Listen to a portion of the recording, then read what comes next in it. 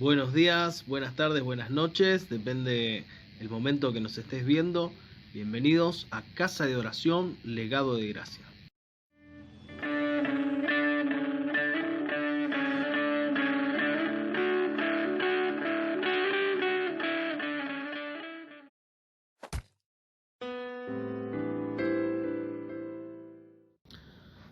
Señor, te damos gracias por una nueva oportunidad de estar juntos, por continuar con esta serie de mensajes titulada Sostenidos, Camino al Orden de Dios.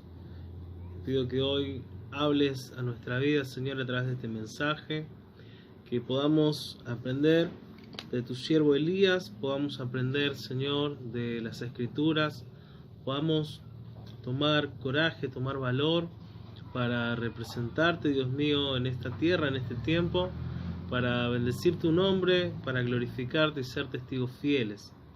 Padre, te pedimos que, a pesar de la distancia en la que estamos, tu Espíritu Santo nos ministre, así como te siento, Dios, en este lugar, que cada uno de mis hermanos también pueda sentirte. Queremos glorificar tu nombre y es nuestro deseo, Señor, habitar en tu presencia, estar en tu presencia. Padre, te pido que nos dirijas en este tiempo de adoración y que nos prepares para recibir tu palabra en el nombre de Jesús. Amén.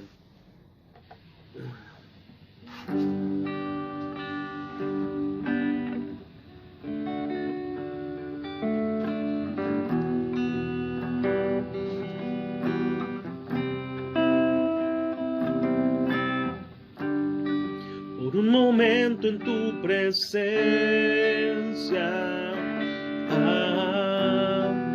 por un instante de tu amor, por un destello de tu gloria,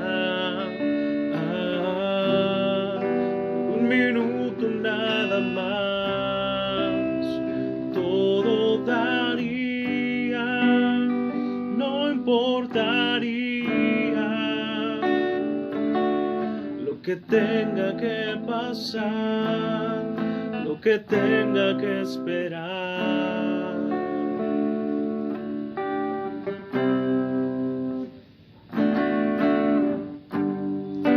Un momento en tu presencia,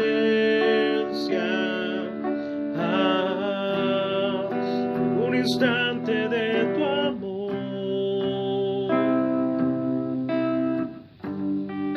por un destello de tu gloria, por un minuto nada más, todo daría, no importaría lo que tenga que pasar, lo que tenga que esperar. Tengo hambre de ti, de tu presencia, de tu fragancia, de tu poder. Hambre que duele, que debilita, que desespera. Por ti tengo hambre de ti, de tu presencia, de tu fragancia, de tu poder. Hambre que duele, que debilita, que desespera. Por ti tengo hambre de ti.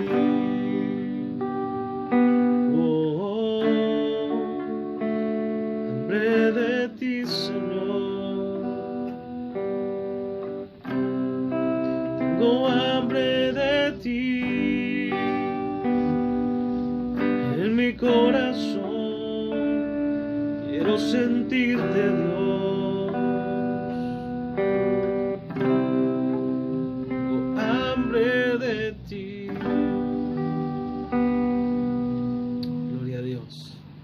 anhelamos su presencia en nuestra vida hoy. Amén. Dios te bendiga, quédate hasta el final.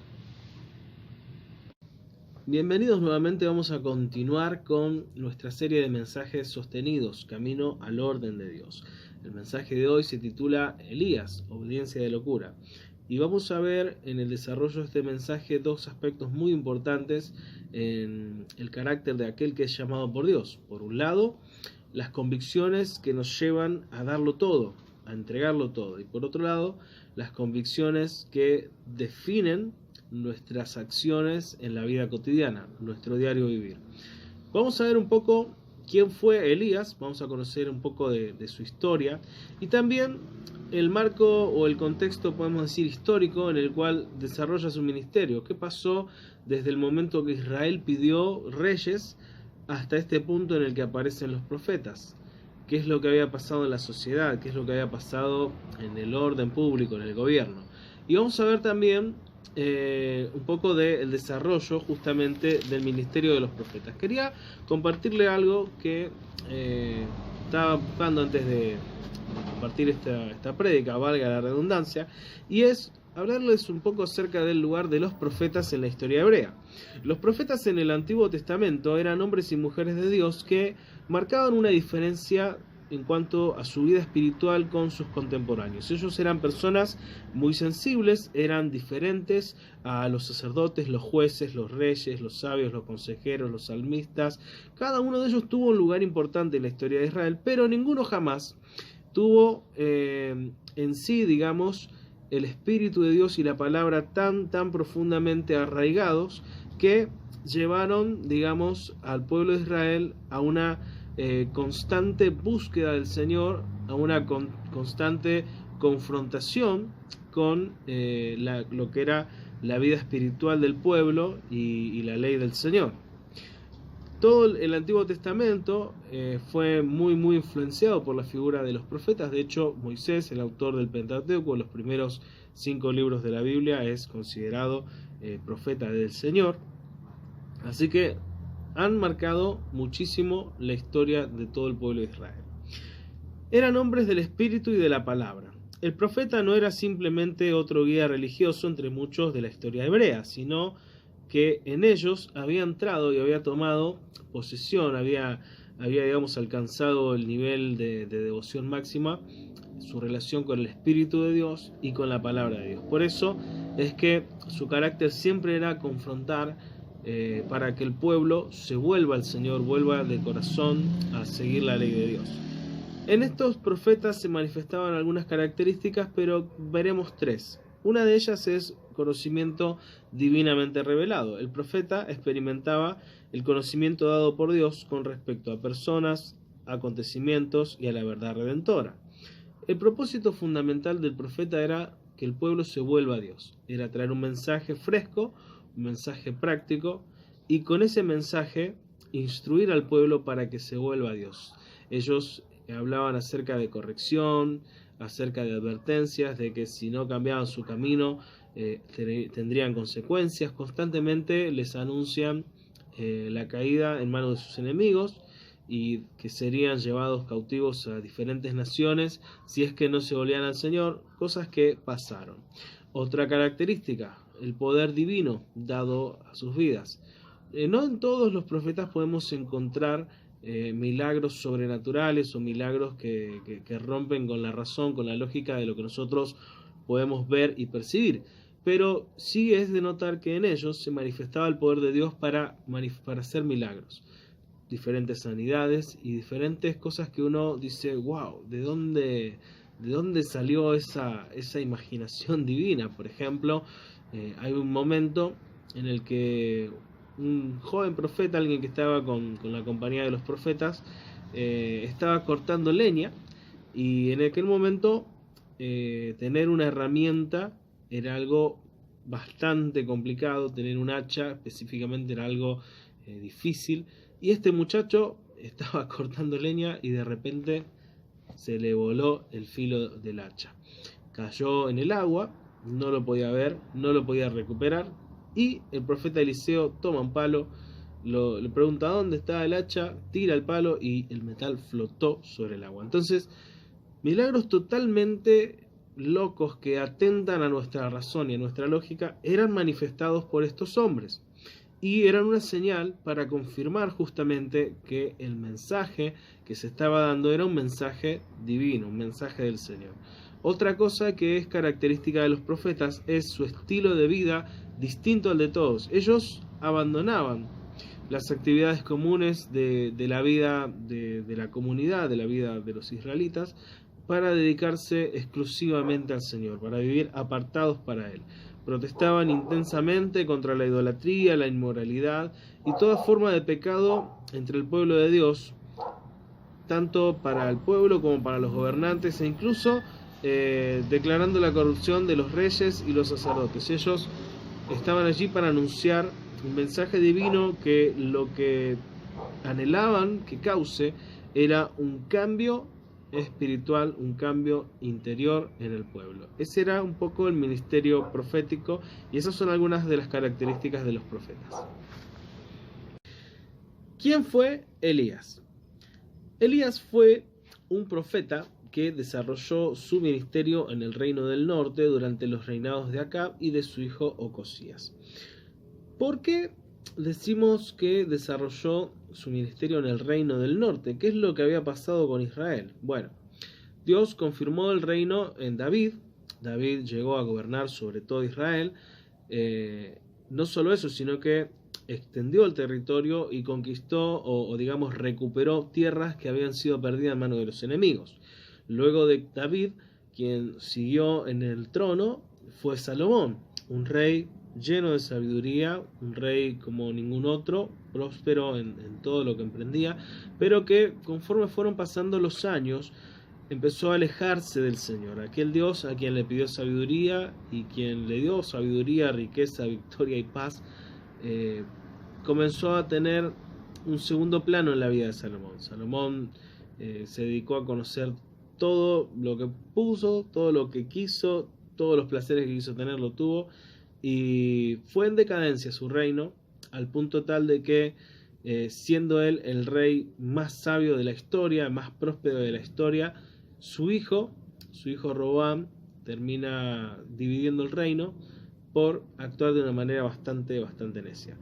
Pero todo esto era consecuencia de que Salomón le dio la espalda al Señor. Si bien en lo último de su vida, como podemos descubrir en el libro de Eclesiastés, él se vuelve al Señor y claramente arrepentido aconseja a todos: acuérdense de su Creador en los días de su juventud, antes de que vengan los días malos. Pasaron muchos años en los que Salomón le dio la espalda a Dios y bueno, hizo cosas bastante complicadas. Pero no es el tema de la prédica. Lo que necesitamos entender es que Israel, a causa de un reinado que fue esplendoroso pero que terminó en decadencia, y por las negligencias de su propio hijo, de Roboam, terminó dividido. Pasaron varios años y Dios comenzó a utilizar la figura de los profetas, de distintos hombres de Dios llamados con un propósito específico, para que el pueblo se vuelva a Dios, sobre todo aquellos que estaban en una posición de gobierno, sobre todo hacia los reyes, hacia los sacerdotes, y a otros que se hacían llamar profetas, pero que no eran tan profetas. Dios les daba un mensaje claro a través de hombres ungidos, hombres llamados con un propósito, entre ellos Elías. El nombre de Elías significa "el Señor es mi Dios", y este nombre define claramente el carácter de Elías, su vida y su ministerio, porque de principio a fin, desde que aparece en la historia, él tiene un conflicto contra la idolatría y la corrupción moral que lo llevan a hacer locuras, y de eso trata un poco el mensaje de hoy. ¿Cuál fue su misión? Bueno, al igual que la de todos los profetas, su tarea estaba en hacer que los israelitas se dieran cuenta de su apostasía, de sus malos caminos, de que habían abandonado al Señor, y que eso traería consecuencias, además de la situación terrible que ya estaban viviendo, y llamarlos a que se vuelvan a Dios, que se vuelvan a la fidelidad de Dios, que Él los iba a abrazar nuevamente. Hay un dato curioso con respecto a Elías, y es que se lo conoce como Elías de Tisbe o Elías Tisbita. Su origen o este nombre quiere decir sin antecedentes conocidos, ¿sí? O forastero. No hay registro de su familia, no hay registro de sus antepasados, no hay registro de su historia. De hecho, Elías irrumpe en escena de una manera muy, muy violenta, muy abrupta, pero lleno del Espíritu de Dios para denunciar el pecado, la corrupción y la idolatría frente a nada más y nada menos que el propio rey de Israel.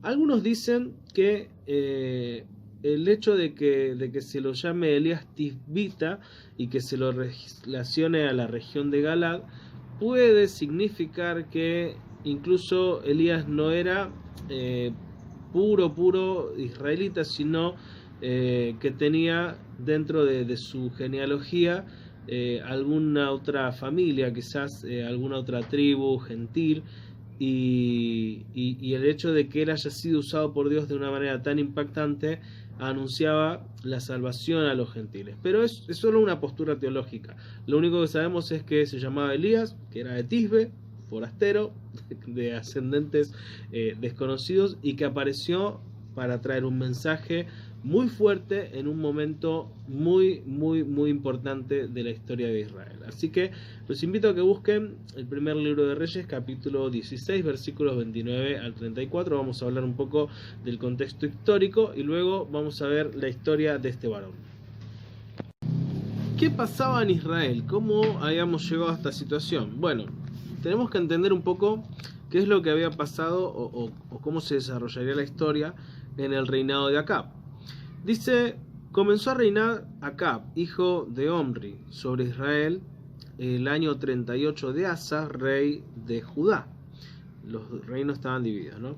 Y reinó Acab, hijo de Omri, sobre Israel en Samaria 22 años. Y Acab, hijo de Omri, hizo lo malo ante los ojos de Jehová, más que todos los que reinaron antes de él, porque le fue ligera cosa andar en los caminos de Jeroboam, hijo de Nabat, y tomó por mujer a Jezabel, hija de Edbaal, rey de los Sidonios, y fue y sirvió a Baal y lo adoró.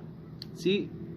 Para los que no están relacionados con la historia, cuando el reino de Israel se dividió, una parte quedó bajo el reinado de Roboam, hijo de Salomón, y otra parte bajo un hombre llamado Jeroboam, a quien Dios llamó justamente con el propósito de traer la conciencia al pueblo, que se vuelva a él, ¿sí? Porque se habían desviado y estaban en decadencia. Este hombre Jeroboam hizo todo mal.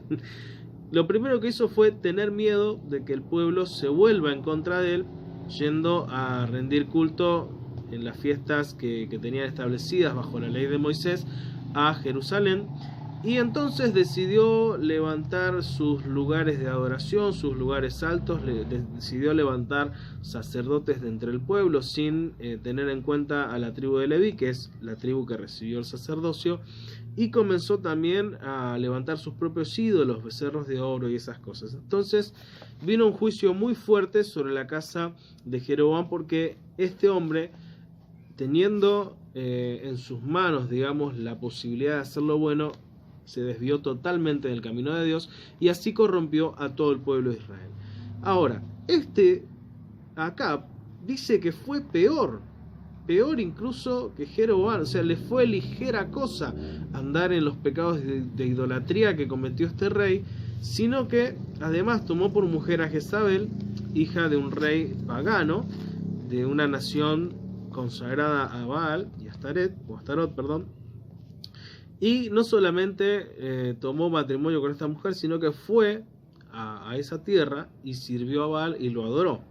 Además, dice, e hizo altar a Baal en el templo de Baal que él edificó en Samaria. No le alcanzó con ir y tomar por mujer a una mujer pagana, una mujer que muchos consideran era una verdadera hechicera, una verdadera mujer consagrada a la adoración a Baal y a todo este tipo de ocultismo, hechicería, astrología y demás, sino que además adoró y vino y dijo, che, qué lindo esto del culto a Baal, hagamos un templo y hagamos un altar.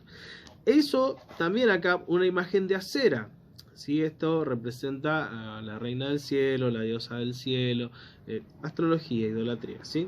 Adivinación.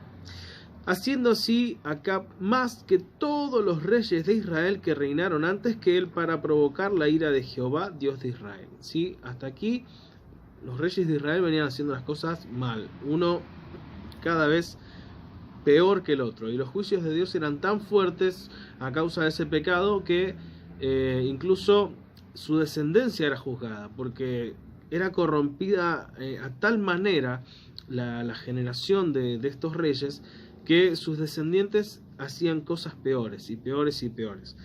Entonces dice también, para que nosotros veamos un poco el panorama, dice: en su tiempo, en los días de este rey, y él de Betel reedificó Jericó.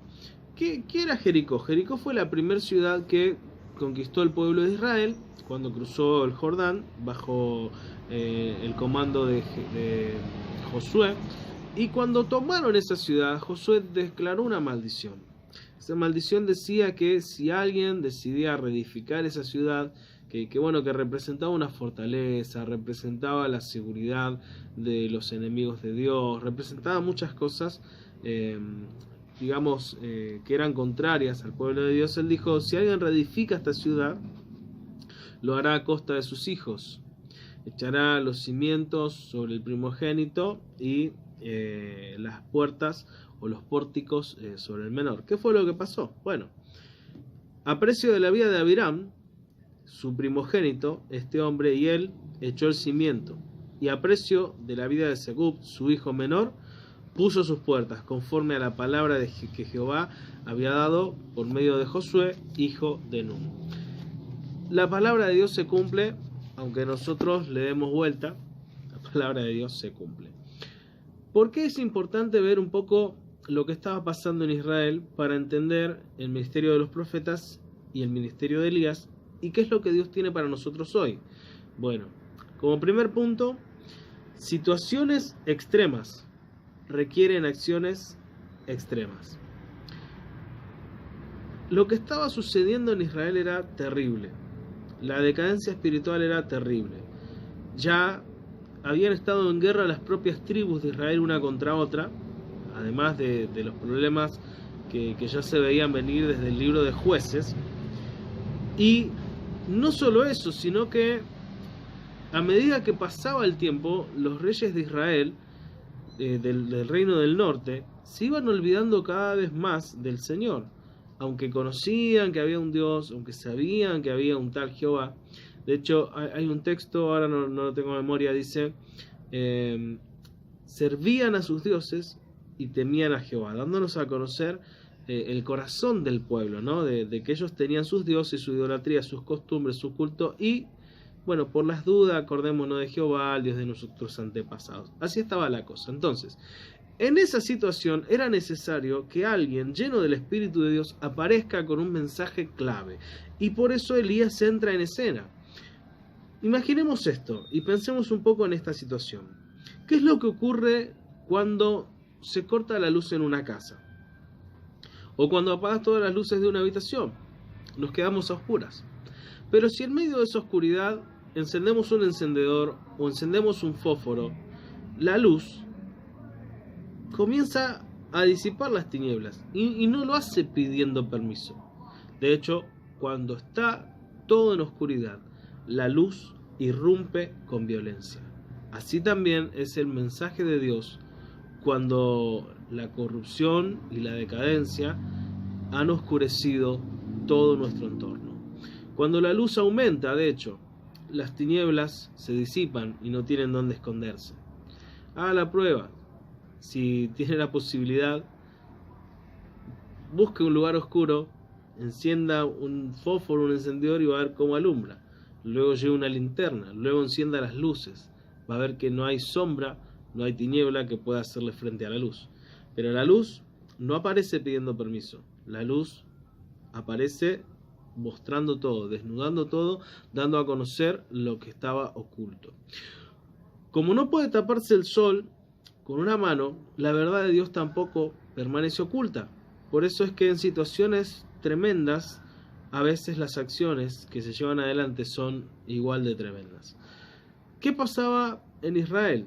¿Qué fue lo que había hecho Jezabel? Esta mujer Jezabel la esposa del rey, por lo tanto reina, había decidido terminar con el culto al Señor y perseguía a los profetas, les daba caza, los quería matar, los juzgaba, perseguía el culto al Señor, la ley de Dios. ¿Por qué? Porque ella estaba consagrada a Baal y servía a los Baales, adoraba a los Baales y de hecho mantenía una gran corte de hechiceros y adivinos, sacerdotes consagrados a Baal y a Asera, 850 en total. ¿Cómo lo había logrado? A través de astucias. Había de alguna forma conquistado el corazón del rey, lo había manipulado para hacer lo que ella quería, y así el propio rey, conociendo al Señor y siendo advertido por el profeta, una y otra vez hace lo malo ante los ojos del Señor. De hecho, reniega cada vez que Dios le da un mensaje. Pero hoy no vamos a hablar de acá. Ahora, Dios nunca se va a complacer en la inmundicia. Entonces, ¿qué es lo que va a pasar? Siempre va a sacar las cosas a la luz. Y por eso, cuando aparece el mensaje del Señor, a veces aparece de una manera fuerte. Parte del llamado, amado hermano que estás escuchando, implica tener el valor de aceptar este tipo de desafíos. No sabemos de dónde salió Elías, pero sí sabemos que para él estar en la presencia de Dios no era algo extraño, no era algo desconocido. No sabemos su historia, no sabemos su infancia, dónde se crió, quién lo influenció, pero sí sabemos algo. Elías, lleno del Espíritu del Señor, se paró frente al rey. Y ahora lo vamos a ver. Quiero decirte algo. La unción puesta por Dios en tu vida y en mi vida es la que nos va a llevar a nuevos niveles de fe y a nuevos desafíos, a no conformarnos. Por lo tanto, es importante que aprendamos que cuando Dios nos llama es con un propósito. Y ese propósito a veces se manifiesta de una manera que nosotros no lo podemos explicar o entender, pero irrumpiendo con violencia en medio de la oscuridad. No te calles. El segundo punto que quiero que veamos es el siguiente. Atender a un llamado de Dios, a un llamado extremo, requiere determinación y obediencia extrema, ¿sí? ¿Cómo era la situación en Israel? Extrema. Lejos de Dios, en la oscuridad, con sus propios gobernantes corrompidos en la idolatría y en la inmoralidad. ¿Qué fue lo que pasó? Dios llamó a Elías para hacer locuras. ¿Y qué hizo Elías? Fue un hombre determinante, un hombre obediente y que atendió un llamado preciso.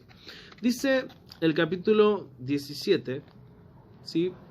Leímos primero cómo estaba la cosa y ahora el capítulo 17 comienza con un entonces. Es importante ver estos detalles cuando estudiamos la escritura, ¿sí? Comenzó a reinar Acab, hijo de Omri, sobre Israel en el año 30, y Acab, hijo de Omri, hizo lo malo ante los ojos de Jehová más que todos los que reinaron antes de él, porque le fue cosa ligera andar en los pecados de Jeroboam, hijo de Nabat. ¿Cómo estaba? Terrible. Entonces, en esa situación, en ese momento, por esa necesidad especial, Elías Tisbita, que era de los moradores de Galad, dijo a Acab: vive Jehová, Dios de Israel, en cuya presencia estoy, que no habrá lluvia ni rocío en estos años, sino por mi palabra. ¡Wow! Atender un llamado de Dios así de loco y así de extremo requiere de una determinación importante. Acá tengo el machete. El llamado de Dios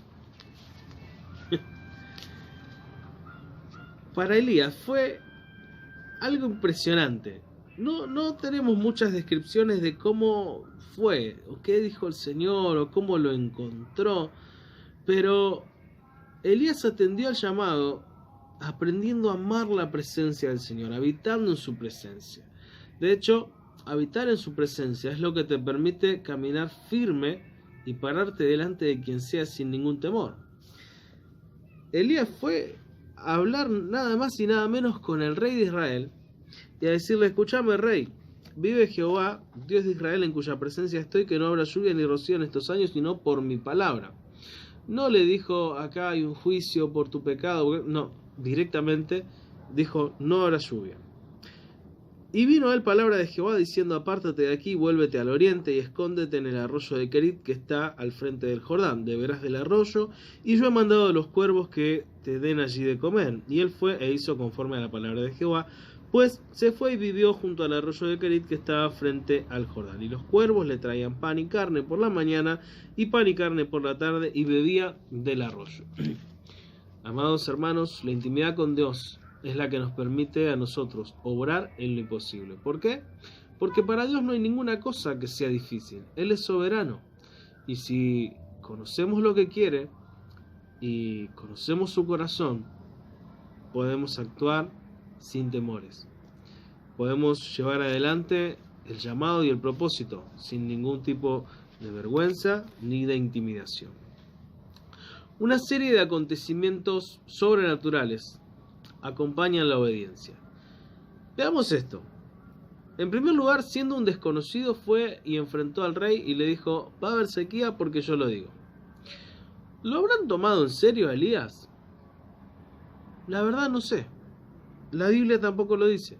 Quizá en ese momento el rey, no sé, estaría yendo al templo de su Dios en un carruaje y aparece Elías y le dice: no va a llover porque yo lo digo.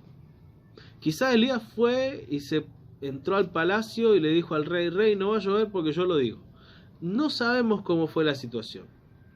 Tampoco sabemos si en ese momento el rey lo tomó en serio. Pero la palabra que era de Dios y el propósito de Dios para la vida de Elías eran muy serios. Entonces, obedecer a esa locura de ir y pararte delante de cualquiera y decir lo que Dios realmente está hablando para ese tiempo tan extremo y tan difícil, requiere de valor, requiere de determinación, requiere de obediencia, pero también requiere de esa fe que nos lleva a nosotros a decir: está bien, Dios, si vos lo dijiste, yo lo voy a hacer, y poder enfrentar la situación que sea. No tengas temor cuando estés seguro de que Dios te está hablando. No tengas temor cuando estés seguro de lo que estás predicando, de lo que estás enseñando, si es que estás teniendo una vida de intimidad con el Señor. No cualquiera puede hacer esto. Pero ¿qué pasaba con Elías? Elías no se presentó delante del rey y le dijo: dice Jehová, el Dios que encontré esta noche cuando estaba orando. O dice Jehová, el Dios que me habló un día de avivamiento en la iglesia, un día de campaña. No. Vive Jehová en cuya presencia estoy. ¿Por qué Elías caminaba con total seguridad? Porque él estaba en la presencia de Dios. En cualquier lugar, en cualquier situación y delante de cualquiera, él sabía que estaba en la presencia del Señor. ¡Wow! Segundo lugar, obedeciendo a Dios, obedeciendo los desafíos de Dios, la naturaleza es golpeada, es transformada por la voluntad de Dios. Obedecer a Dios desafía las leyes naturales. ¿Qué fue lo que pasó? Bueno, decretó la sequía. ¿Y qué pasó? Hubo sequía. Sin embargo, Dios le dio una palabra. Le dijo: vete de aquí, anda a tal lugar, anda al arroyo de Kerit, ahí hay una cueva, yo te voy a sostener, no te va a faltar el agua. Y no le faltó. Durante el tiempo que Dios quiso que esté ahí, no le faltó. Elías necesitaba confiar en el Señor y ver que realmente las cosas pasaban. De hecho, contra toda naturaleza, contra todo instinto, los cuervos, que son animales que se alimentan de carroña, a Elías le llevaban pan y carne, y créanme que no era carne en mal estado. Llevaban pan y carne en la mañana y pan y carne en la tarde. ¿Y quién hacía esto sino el Señor? ¿Qué produce que Dios mueva su mano de poder y opere en estos milagros en favor nuestro, si no es la confianza, si no es la obediencia? Una serie de acontecimientos sobrenaturales acompañarán tu obediencia. En tercer lugar, obedeciendo a Dios, Elías también aprendió que es necesario salir de su confort y su comodidad para entrar a un nuevo nivel. El Señor sustentaba a Elías y no le hacía faltar nada, pero había algo más que tratar en su vida. Y dice: pasados algunos días se secó el arroyo porque no había llovido sobre la tierra. Vino luego a él palabra de Jehová diciendo: levántate, vete a Sarepta de Sidón y mora allí he aquí yo he dado orden a una mujer viuda que te sustente. Entonces él se levantó y se fue a Sarepta, y cuando llegó a la puerta de la ciudad, he aquí una mujer viuda que estaba allí recogiendo la leña. Y él la llamó y le dijo, te ruego que me traigas un poco de agua en un vaso para que beba. Y yendo ella para traérsela, él le volvió a llamar y le dijo, te ruego que me traigas también un bocado de pan de tu mano. Y ella respondió, vive Jehová tu Dios, que no tengo pan cocido, solamente un puñado de harina tengo en la tinaja y un poco de aceite en la vasija. Y ahora recogía 2 leños para entrar y prepararlo para mí y para mi hijo, para que lo comamos y nos dejemos morir. El Señor sustentaba a Elías, sin embargo su carácter debía formarse más allá de la comodidad. Recordemos por un momento qué pasó con los discípulos que estaban con Jesús en el monte de la Transfiguración. Ellos vieron ahí al Señor transformado, vieron a Moisés y a Elías, y Pedro dijo, Señor, hagamos unas enramadas y quedémonos a vivir acá.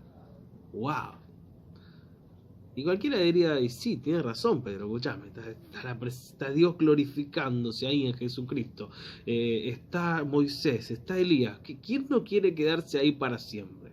Ahora, no se trata de lo que a nosotros nos parezca genial, de lo que a nosotros nos guste o de la comodidad que podamos tener, sino que Dios quiere tratar con nuestra vida muchísimo más. Y si nos lleva a esas alturas, y si nos lleva a esa gloria, es para bajar y llevar el mensaje a los que todavía no pudieron subir. Tengan eso en cuenta.